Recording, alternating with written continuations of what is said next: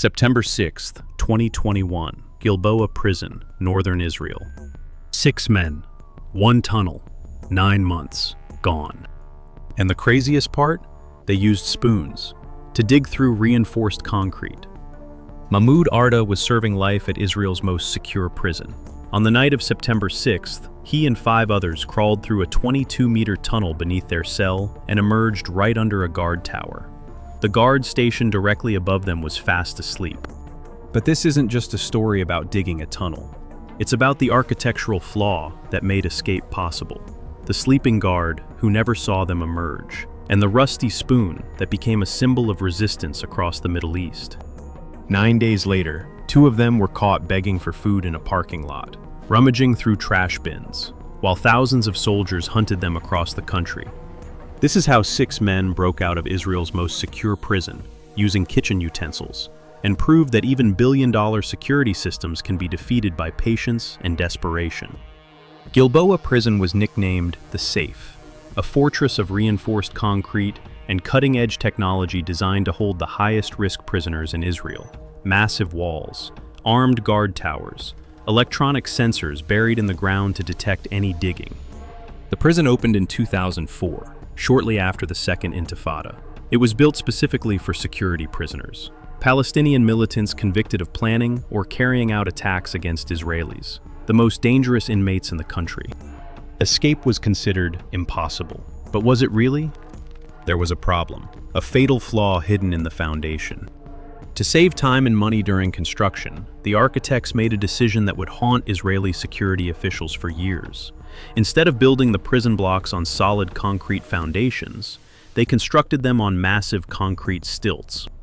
This meant that directly beneath the floor of the cells, there was a void, a crawl space, a structural gap that ran the entire length of the building.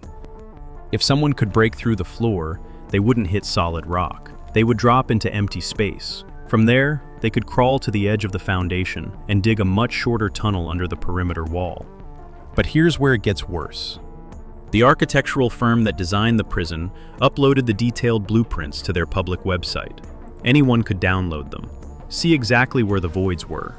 The map to freedom was available to anyone with an internet connection.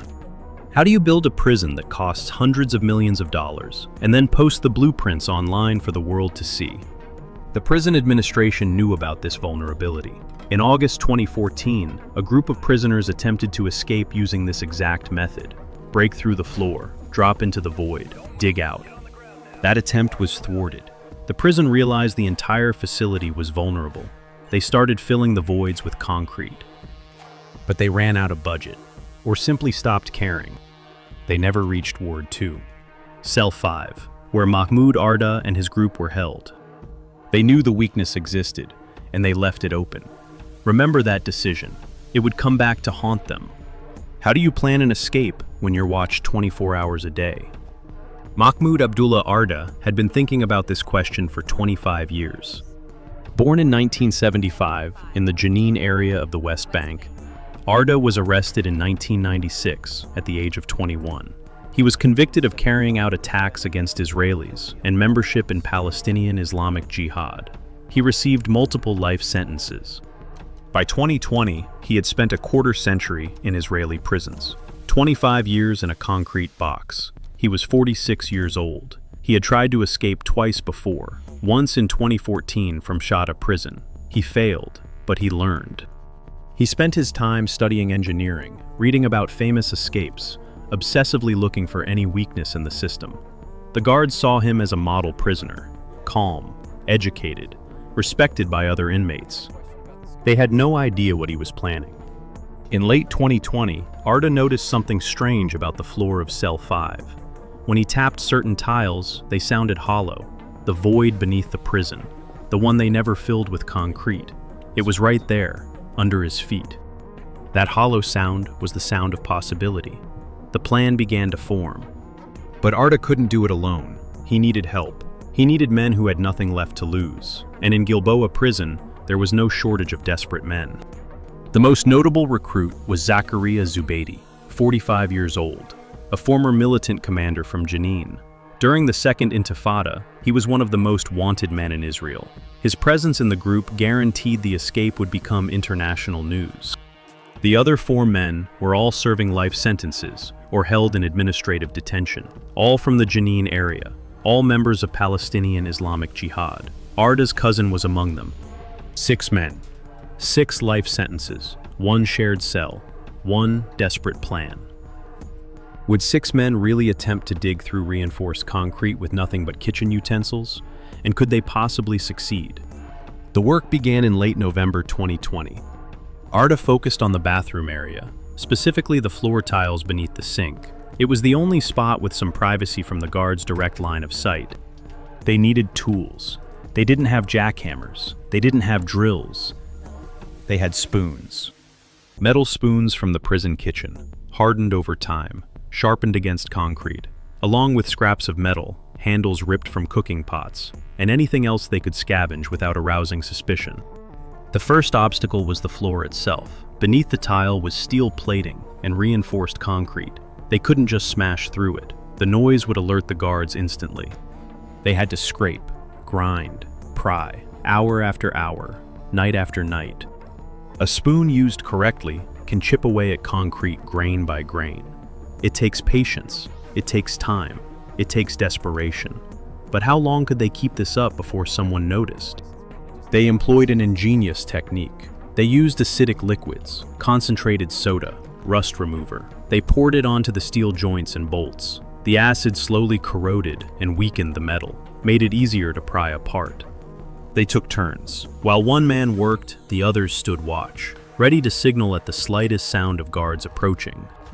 They timed their digging carefully, during yard time when the noise of other prisoners provided cover, during showers when the sound of running water masked a scraping. After weeks of grinding, they finally managed to pry the steel plate open, stage 1 complete. But now they faced an even bigger problem: dirt. Where do you hide a mountain of soil inside a maximum security prison? As they dug the actual tunnel from the void toward the outer wall, a distance of about 22 meters, they were displacing enormous amounts of debris, hundreds of kilograms of sand and rock.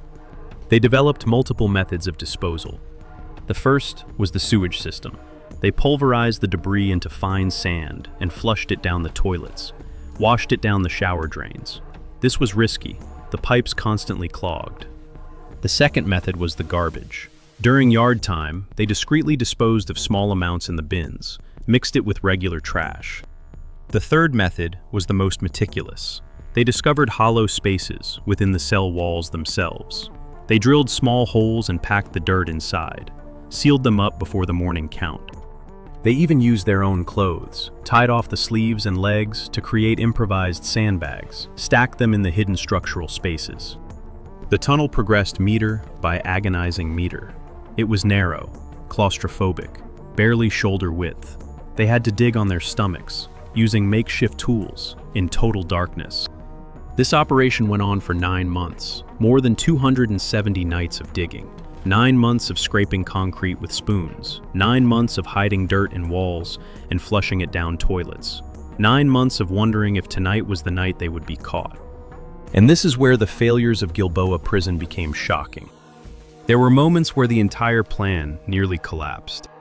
Once during an inspection, a guard noticed that the floor tile beneath the sink looked loose, slightly damaged, the exact tile covering the hole to the tunnel. The inmates braced for the alarm. 6 hearts stopped beating. The guard looked at the tile, shrugged, and moved on. What if that guard had bent down? What if he had lifted the tile? The entire escape would have ended right there. An even closer call came later. Their method of flushing debris finally caused a major sewage blockage. The prison sent a maintenance worker and a guard to cell 5 to investigate the plumbing. They walked right up to the drainage hole. They saw it, clear traces of sand and dirt around the drain. The evidence was right there, obvious, unmistakable. The prisoners were sure the guards had discovered them. They waited for the lockdown, the interrogation, the end of everything. The guard looked down at the mess and said he would come deal with it tomorrow. He never came back. That incident terrified the 6 men. They realized they were working on borrowed time. They had planned to escape weeks later, The close call forced them to accelerate. If the guard came back and actually investigated, everything would be over. But the failures extended beyond human negligence. The prison was equipped with ground sensors, designed to detect vibrations from digging, state-of-the-art technology, millions of dollars invested in detection systems. But they constantly triggered false alarms. So many false alarms that the guards had learned to ignore them. The system designed to catch exactly this kind of escape had been silenced by its own incompetence. And then there was the intelligence failure that handed the prisoners their final piece. Zubeidi was not originally in cell 5. Just days before the escape, he submitted an official request to be transferred to that specific cell. He claimed he wanted to be with others from his region. A simple request, completely routine. Despite regulations against concentrating multiple high-risk individuals in one location, the request was approved. Did anyone question why one of the most famous militants in the country suddenly wanted to change cells? No. They placed him directly into the cell where the escape tunnel was complete. Everything was aligned. The date was set, September 6th, 2021. Rosh Hashanah, the Jewish New Year, a major national holiday. The prison was operating with reduced staff. The atmosphere was relaxed. The perfect night to disappear. Shortly after 1:30 a.m., the operation began. Arda lifted the floor tile one last time. He lowered himself through the hole in the bathroom floor, dropped into the structural void beneath the prison. It was cramped, filthy, filled with construction debris and the very dirt they had hidden for months. One by one, the others followed. 6 men, descending into darkness. The hole in the bathroom floor swallowed them one at a time. The last man replaced the tile behind him.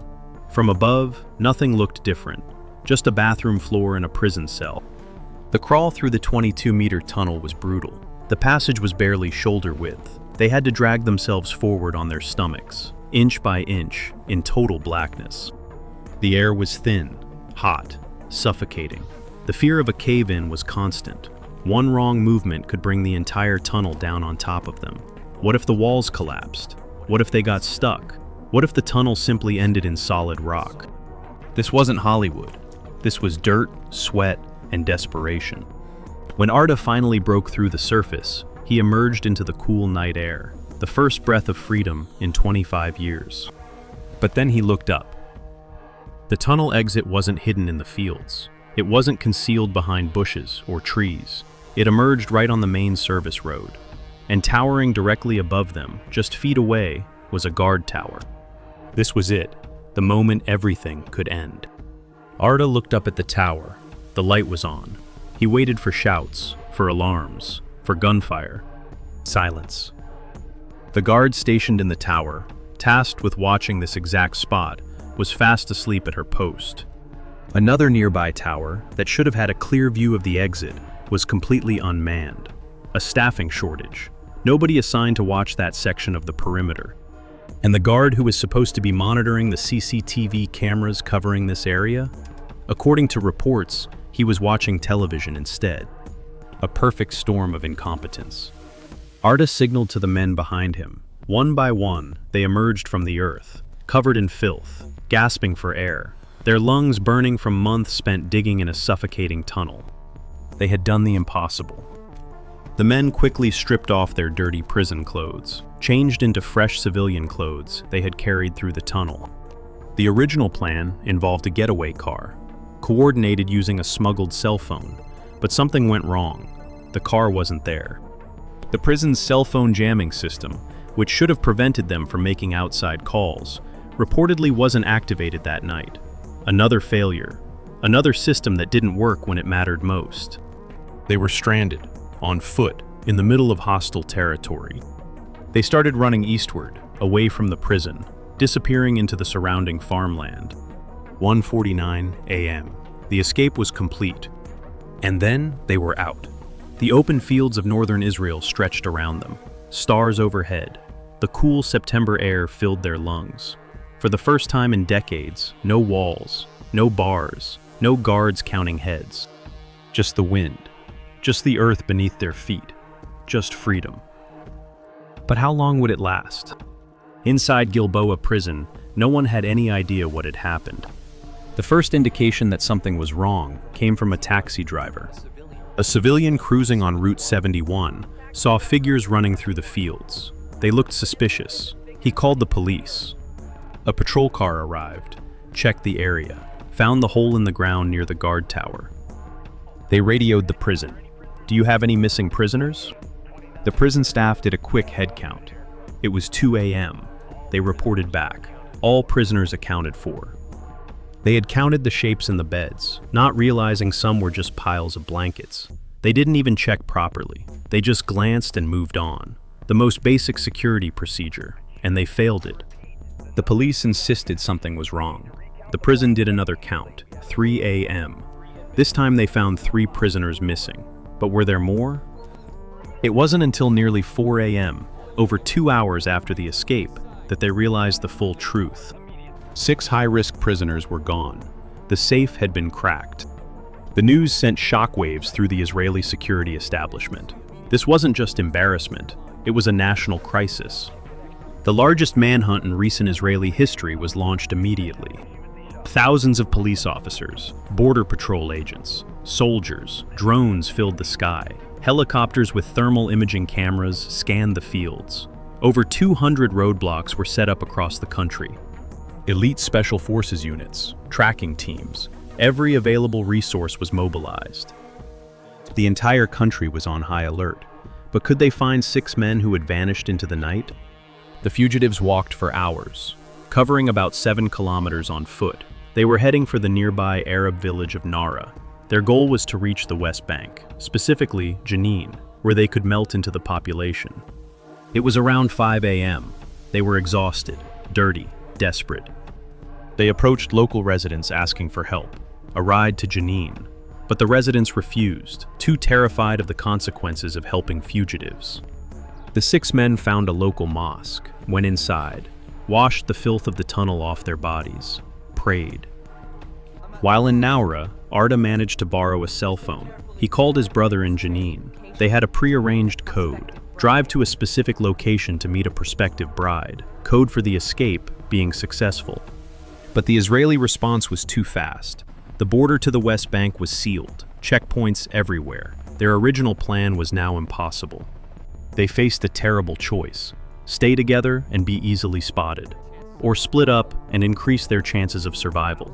What would you do with thousands of soldiers closing in? They decided to separate into 3 pairs. They agreed not to tell each other their destinations. If one pair was caught, they couldn't betray the others under interrogation. They parted ways into the darkness. Now it was a desperate fight for survival. For the next several days, the fugitives hid in northern Israel, cut off from any support network. No money, no food, no safe houses. Constantly moving, constantly hiding, constantly hungry. They were forced to scavenge, ate pomegranates from the fields, cactus fruit. Arda later mentioned eating a kilo of raw bitter olives just to fill his stomach.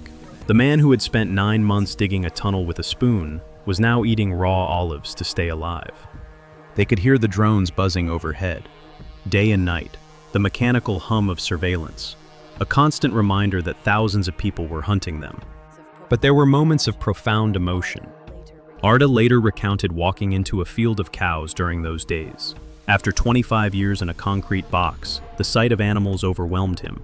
He reportedly went up to a cow and began kissing it, savoring the connection to the natural world he had been denied for a quarter century. But the reality of the manhunt was closing in. 4 days after the escape, September 10th, the city of Nazareth. Arda and one of his companions were exhausted, starving. They were spotted rummaging through trash bins in a parking lot, desperately looking for something to eat. They approached a local resident, asked for food. The resident recognized them. Their faces had been on every television screen in the country for days. He told them to wait, promised to help, then immediately called the police. When officers arrived, the 2 men offered no resistance. They were too tired to run, too weak to fight. The mastermind was back in custody. Remember those spoons? They had gotten him out, but hunger brought him back. The very next morning, September 11th, a truck stop nearby. Israeli trackers had found clues in the area: discarded cigarette butts, a drink can. They focused their search. Zubeidi and another escapee were hiding under the flatbed of a semi-trailer in the parking lot. Weak, dehydrated, barely conscious. Police and intelligence agents surrounded the truck stop.